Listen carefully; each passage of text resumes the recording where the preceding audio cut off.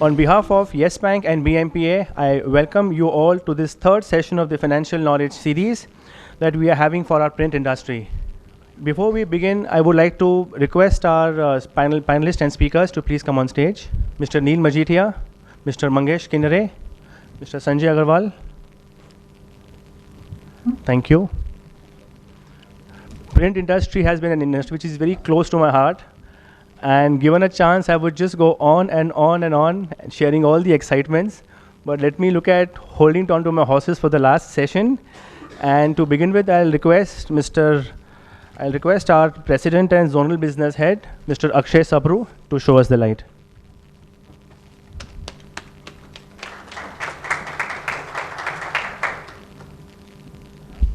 Afternoon, ladies and gentlemen, and a warm welcome on behalf of Yes Bank and the BMPA.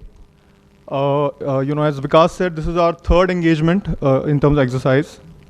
And we are extremely pleased and thankful for all of you to be here today. It's going to be an engaging and interesting session with a distinguished panel of speakers and a extremely high involvement audience. And we hope that you have a great session. अच्छे दिन आ गए हैं, and we just wanted to share with you that thanks to your support, we are a 10-year-old bank which is today the fourth largest bank in India in terms of the private sector. This would not have been possible without your support. You are our most important stakeholders. We hope to increase this engagement manifold. Thank you all for being here, and let's now start with the session. Thank you very much. Thank you, sir. I would like to request Mr. Vishwanath Shetty, Secretary of the Bombay Master Printers Association and the Chairman of Special Task Group, to share his thoughts.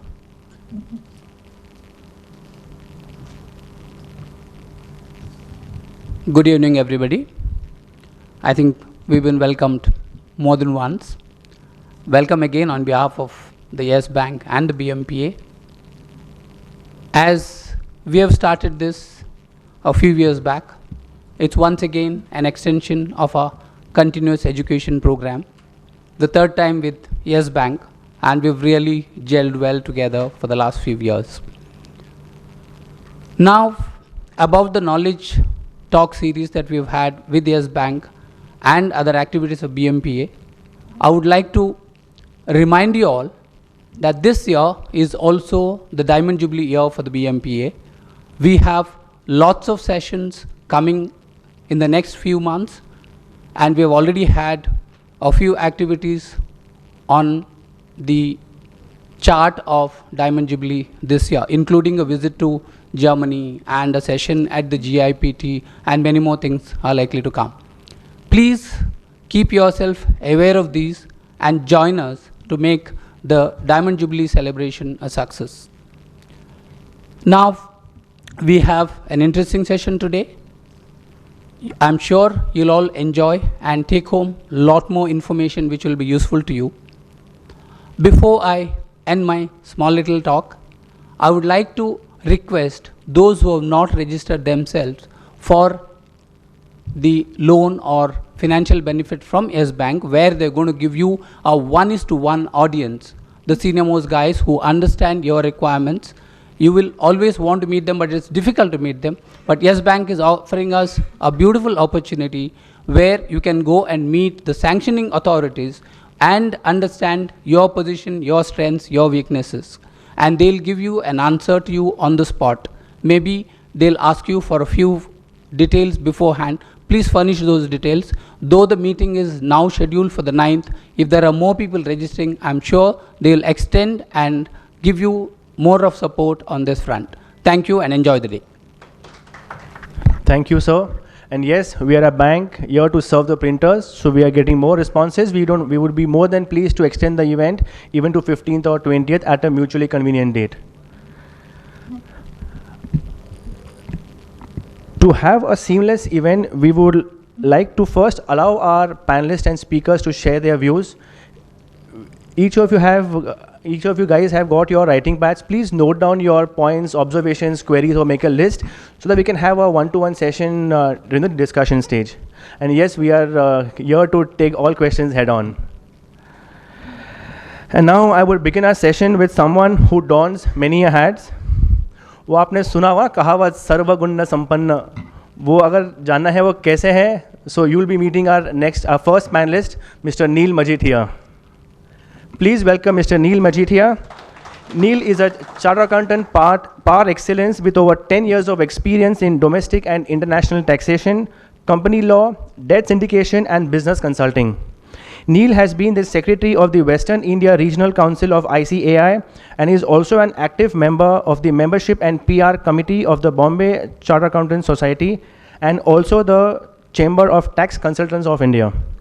Neil has presented his views on taxation and delivered lectures at some of the finest forums in India, like at the Office of the Comptroller and Auditor General, Bankers Training College, CA Institute, and much, much more. I would go on and on, but would now like Neil to do the talking.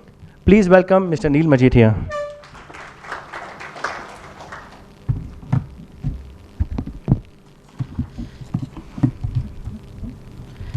Very good afternoon to one and all.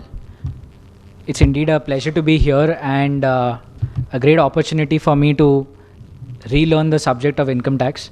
It's always a difficult topic, so to say, and to claim that I know everything on income tax would be a fallacy. I think the finance minister himself has been an ardent student of this subject and will remain so, and that's what we all believe, that income tax is one subject where sharing of knowledge can lead to great levels of clarity on the subject.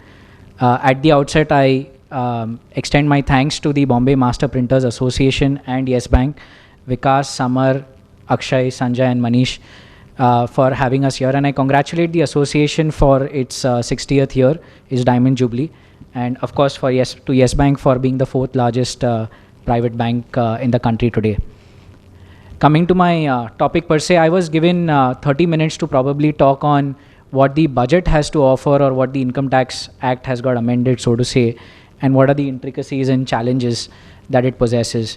But I thought I'll try and take you through slightly more than what just the budget has spoken, because the budget has been fairly dry as far as the income tax provisions are concerned. I'll try and take you through some of the more opportunistic avenues for businesses and where they can probably gain from the other aspects relating to income tax, and where I believe are going to be the more interesting times for businesses in their growing needs. I've taken my presentation through a few questions, or so to say scenarios, and in case you're not able to see the screen from that end, probably I'll just read it out a bit. The first and foremost situation is an amendment that has come out in this year's Finance Act.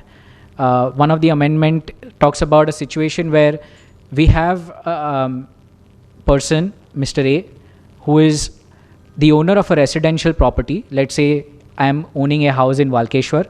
I'm willing to shift to Bandra probably because I'm getting more space or my family needs have now increased and I wish to look at a bigger property.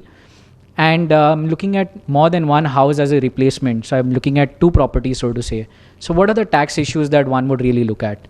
The Act till this amendment provided that I was able to buy two properties. Adjoining properties were okay, duplet flats were okay, but having multiple flats in the same building at different places was an issue.